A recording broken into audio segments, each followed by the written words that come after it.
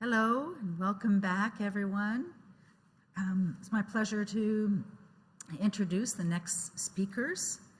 These are, it's a team from Argyle.build, and they're going to be speaking about augmented buildings and their experiences from construction site AR. It's my pleasure to welcome to the stage Logan Smith and Merritt Thatcher. Thank you.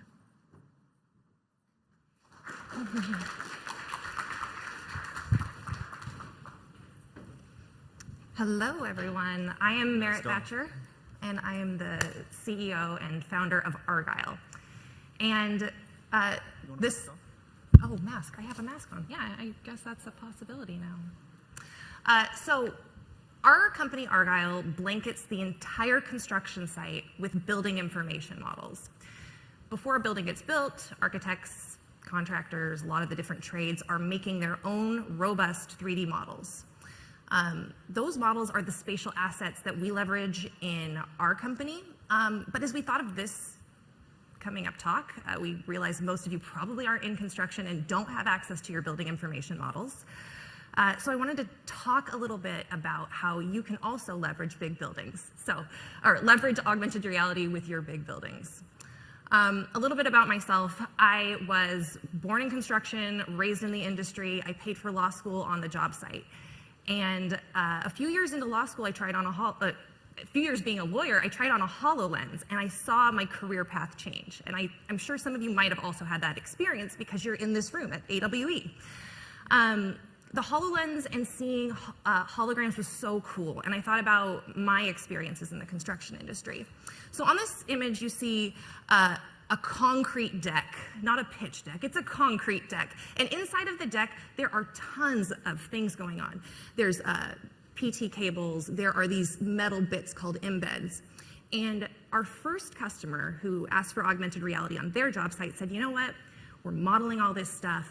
Why isn't it easy for us to just look at it using these HoloLens goggles that have been around since 2016? I said, well, there's a lot of challenges. Your models are huge, the job site is huge, but let's see what we can work on. So we started with a project showing them where their embeds are. So these bright orange bits are the steel embeds. They're pretty important, they hold up the building, and if you pour concrete around them, they're really difficult to move. You have to basically tear them out. Rework in our industry, this one example can give you some insight. That was a $100,000 fix to rip out one bad embed. It is not easy. And so rework in our industry is estimated at over $180 billion a year in the US. That was an FMI report that just came out. So reducing waste is critical. Clicker. So let's get to know our physical world. I know we've been thinking a lot about our digital world, but you've got your buildings. Your company has buildings that it owns and operates or has somebody else manage. Your company has equipment to make its inventory or to perform medical tasks. Your company, its major physical human resources are here in bioform. You have inventory. And then you also have in your physical world a couple of these other things I want to draw attention to. The environment, which we all have a corporate responsibility and personal responsibility to, and our interactions with the public. So anytime you are inviting the public to your building or sending the public out to do a job, that's where your risk and liability lies. So you also have digital representations of these physical assets. So let's get to know them.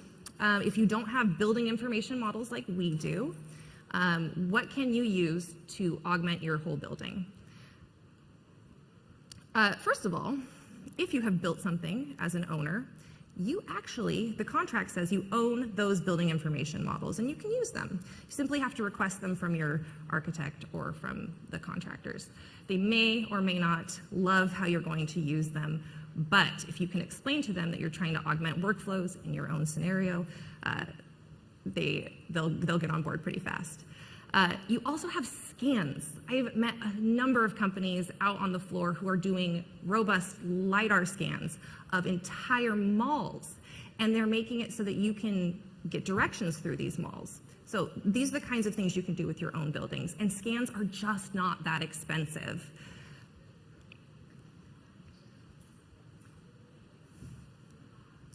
You have your inventory. Now, we don't always think of our inventory as data that could be spatial, but yesterday we saw an amazing presentation by the Lowe's company where they actually spatialized all of their inventory data and put it out on the floor with a Magic Leap device. So they're using this for employee training, of course, but they're also using it just to stock and track and do simulations of how people are using and interacting with their stores on a big scale.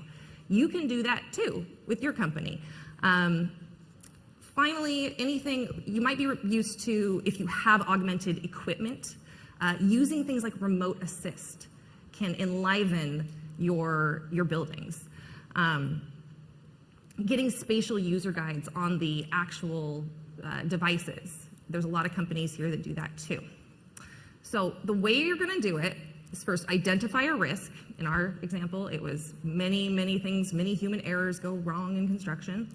And then you're going to actually deliver your digital assets to whomever is making your applications. So this could be your in-house XR team. It could be a studio, but you have these assets. And now your job is to animate them. So Logan's going to talk about a bit of the problems that come when you're trying to actually augment a large space versus just a smaller space with equipment for our industry. Huge data sets, the ability to need to walk on site, and having a changing environment was really hard. So I'll turn it over to Logan to discuss that. Thank you. Yeah, so Merritt talked about that first pilot project that we did with the construction company, and there's been a lot of that where augmented reality is used for a pilot, for a tech demo, for a flashy video, but then we've spent our time since then moving that to actually a scalable, repeatable workflow that can move the needle. And so some of the challenges that we ran into, first, those large data sets. We're using BIM. We're talking tens of thousands of individual elements or hundreds of thousands on a large project that something like a game developer doesn't have to deal with. On these frontline industrial uses, the occluded vision is extremely important because we're talking about job site safety. If your eyes are covered up, you need to walk through. And then the large changing environments, a lot of the previous presentations, even in this room, have been talking about the problem of aligning that data well to the site. So I want to go into each of those just a little bit and talk about how we address those issues as an example. First is these large data sets. So if you have AR specialists, 3D specialists who have to prepare those data sets for augmentation every single time you use it, that is one of those things that will be too much friction and just too costly to ever pencil in a scalable, repeatable way. So it is extremely important to have we built a single click export. We have that advantage in working with construction that those 3D models already exist. And what we had to do was just take that content that they're already building and be able to send that out directly to our cloud so that it's ready to use. In order to do that, we also made it a new format, which is built off of the GLTF open format. I know Kronos Group is representing well at this conference. But we built on that just a little bit to add all the metadata that we need in a way that is very accessible and enough metadata that is right on the surface there for us to pull and render, this is the video time, on the fly as we need, because these huge data sets, we always want them available at a moment's notice. Oh, perfect. But we can't render them constantly all at the same time, and we can't cycle through the entire data set in order to find what we need. We need that to be quickly accessible. So as you can see here, it's as we're going through, it's loading what it needs on the fly. The exporter automatically pulls it into categories and separates those out so that we can just pick what we need when we need it. Now, let's talk about the visual occlusion. Oh, I went too far. There we go. The visual occlusion. So this example, I tried to do as apples to apples comparison as possible. The standard way that we render in augmented reality, and basically the whole of CG since its invention, is this surface rendering here on the left. So these are both just taken on my iPhone through a HoloLens of the same location. You can kind of see the edge of the shelf there. But if you're rendering the entire object, especially in a very cluttered or full environmental kind of rendering, you cannot move safely through the building, and you can't actually see what you're trying to work with. The next video here is an example of how important it is on a job site to have that clear vision. So we've got the full environment rendering, but we're using our proprietary edge rendering to only hit the edges of everything. The floor is actually there. You can click on the floor, you can pull up metadata about the floor, and it's occluding things below it. You can turn it on if you want to see it, but we can walk safely through the job site.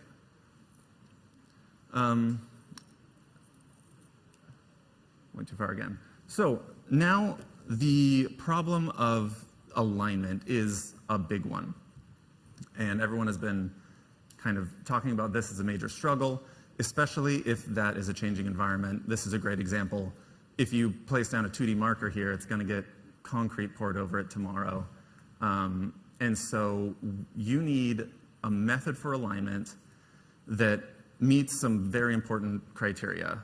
The problems people have run into is that it breaks over time, that changes happen, walls are built, concrete is poured, et cetera. Inaccuracy over distance, both from drift and, let's say, 2D marker as an example, you make that 1 degree off, walk 200 feet down the way, and suddenly that 1 degree of rotation makes a huge difference. And then the difficulty, it's like the problem of preparing your large data sets. It is extremely important that a user can use this on the site without having to pre-plan that alignment step. So at Argyle, we made Ryza, which is a large overlay of spatial alignment technology. And while I can't, in this kind of setting, get into the real details of how we made it, the recipe is there for the things that you need to look for in either building your own or finding a technology to buy or license. And it's that spontaneous alignment and retrieval, the fact that you can turn on the app and it just works. We made a goal early on that we needed the average user to be able to open up our app and have it start providing value in 10 seconds or less. And with Ryza, we actually managed to get there so that the average user doesn't have to mess with alignment. It builds it as it goes, and as things change on the job site, it can heal those broken parts of its understanding of the world and continue to build. So anywhere that someone has been on the app, someone else can open it up and just find it.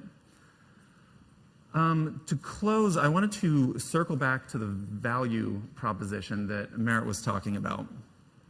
But with the context of this concept of this always on, always available kind of augmented reality, and that is these data points that were previously not spatial, now becoming spatial, is able to connect in a way that builds that value. So imagine this example, you take a photo on the job site, and that photo knows where it is, and not just GPS where it is, but exactly down to the inch and the direction of where it's pointing.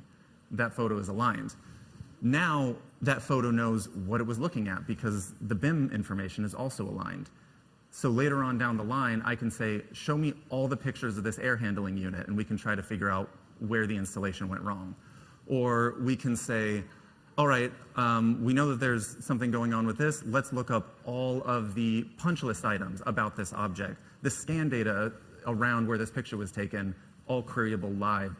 And what you end up with is a kind of a network effect of value of this data that can, the value add there is exponential and can make a really profound difference in how you're able to leverage your data, you'll notice, without any added effort of data entry or preparation.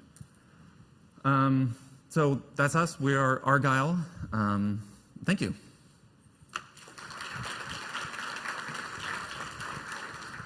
That's yours. This is my coffee. Does anybody have any questions? If they'd like to come up to the microphone here, please. It's awkward. I'm going to sit behind the podium.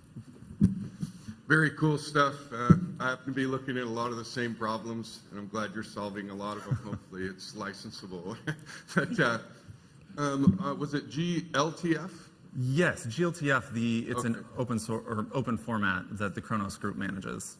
Okay, and I'm not the tech guy in my organization, but is that your standard, the GLTF, or is that an open so standard? the Kronos group manages the GLTF standard. What we built is a vendor extension on GLTF that we call GLTF BIM, and actually we are working on getting that published as an open source extension. And if there's anyone who is interested in participating in that or trying to consume it, please talk to me, because that's something and we're I saw excited about. you're doing the graphics, the physical representation, the wireframe. It looked like you're bringing along metadata as well. Yes. Is there bandwidth and concept to leave that single source of truth in the BIM and sort of real time get just the visual presentation to represent it, so you're not duplicating your data? I mean, is there? Just wondering from your approach. Just because standard good data protocols have one place where the data lives, and grab it real time, the pieces of it you need.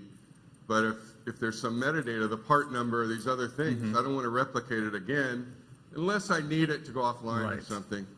So the way that we designed it is that all of the authoring happens in the preferred authoring softwares that already exist. And so our users are not recreating that data or anything. Basically, it's being transferred into that central kind of interchange format, which means that we can go out of Revit, or we can go out of Navisworks, we can go out of these other different authoring softwares and get something that is able to work together.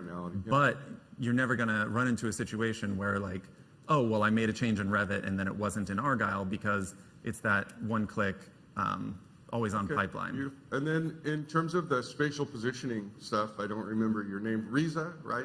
Riza, yeah, was this. Okay. Are you, using some of the standard stuff like out of ARCore and ARKit or something, where you're just finding the surfaces and referencing back to them? Are you using RTK? What are the technologies involved when you're doing that? Yeah, we're leveraging the technologies that already exist, like SLAM and spatial anchors and things like that. But those were really designed for small use and for like placing an object in a space. They were not designed for whole environment alignment, so we built that layer of logic on top of that to let it actually work where it always maximizes precision where you are for one large data set. Nice. Well, I'll do some follow-up. I'd like to learn more about that. Nice work. So I walked in a little late, so I apologize if I asked something you already covered. But is there any use cases for construction workers where they might want to use your tool because they're trying to align a beam at the proper angle, and you have overlaid your technology for people, and it turns out that they were a little off when they aligned some part of the foundation, so they now know they need to fix it based off your overlay? Exactly. So yeah, while there's a ton of different use cases that we're working on building onto this, we started with the sort of quality assurance, because those sorts of placement issues become really obvious when you've got this overlay. So anything that has been modeled by the VDC or by the architects or engineers, when you put it into Argyle, overlay it, then it's there and it's where it's supposed to be, or it's not, and then you got an issue. Yeah, thank you. Yeah. Hi, thanks for the presentation. I was curious about the progressive loading of the model. Is it done via streaming on the network, or is the whole model loaded? No, yeah, we steered away from edge computing solutions because a lot of these locations have real connectivity problems. We're out building where infrastructure doesn't exist yet. So we set up that format so that the entire model can exist efficiently on the disk, but then we're only pulling and loading each object on demand according to like the different metadata and whatever filters we have set up. Yeah. Okay, thank you very much. I think we're out of time. It's time for the coffee break, the mid-morning coffee. Merritt. Thank you very much.